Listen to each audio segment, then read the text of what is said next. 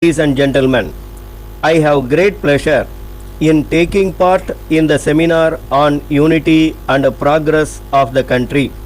During the discussions that were held this morning, this subject was dealt with by men of experience in different walks of life.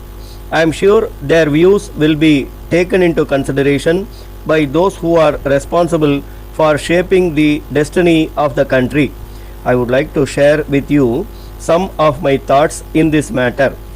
In the first place, when we talk of unity, some may wonder why this is talked about over and over again at a time when we are already united. It is natural for them to think like that.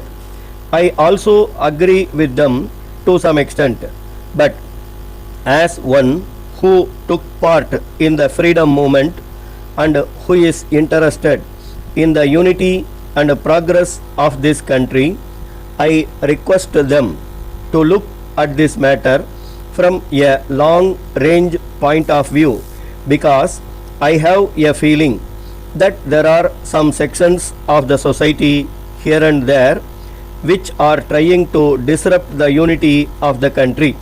After India became independent, popular governments are functioning both at the center and in the states, and they are doing their best to meet the requirements of the people and to raise their standard of living by implementing a number of schemes.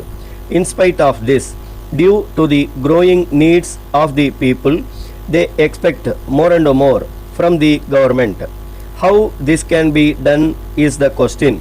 Ministers at the center and in the states are elected by the people from time to time, and there is no doubt they are working for the progress of the country and the people, but on account of number of unforeseen circumstances, we have not been able to progress to the desired extent. One of the reasons for this situation is when there are floods in some parts of the country and a drought in some other parts, we see that large sums of money are spent by the government in order to give relief to those affected by natural calamities. In addition to this, a sizable sum of money has to be spent for the defense of the nation, without which freedom cannot be preserved. It is only after meeting these inevitable items of expenditure, the revenue of the government have to be spent for other essential items. While doing so, it is very often seen that the available funds are not sufficient to meet the needs of the people, and there are grievances here and there.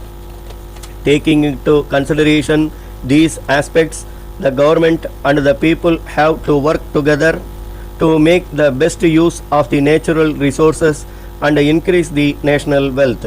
For instance, in areas where there is irrigation facility, we must increase the production of food grains.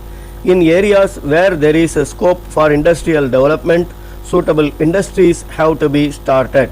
It is only by such a determined effort the nation can progress. Another matter is that while we have to take advantage of the latest developments taking place in the advanced countries and adopt them, we have to see that in our country, where there is plenty of manpower and vast areas of land available for exploitation, we have to plan in such a manner as to provide work for all our citizens.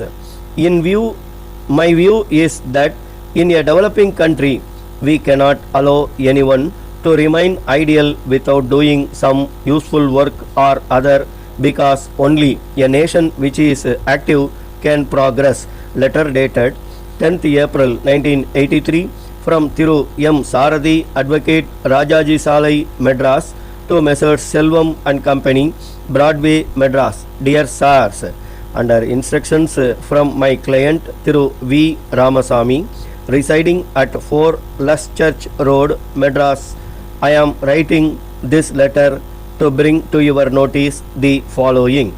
You are in occupation of the premises owned by my client at 20 Broadway, Madras for the last 10 years. I have to point out that the period of lease had expired last year, and my client wrote to you a number of letters requesting you to vacate and give vacant possession of the building, as the same is required by him for the expansion of his business.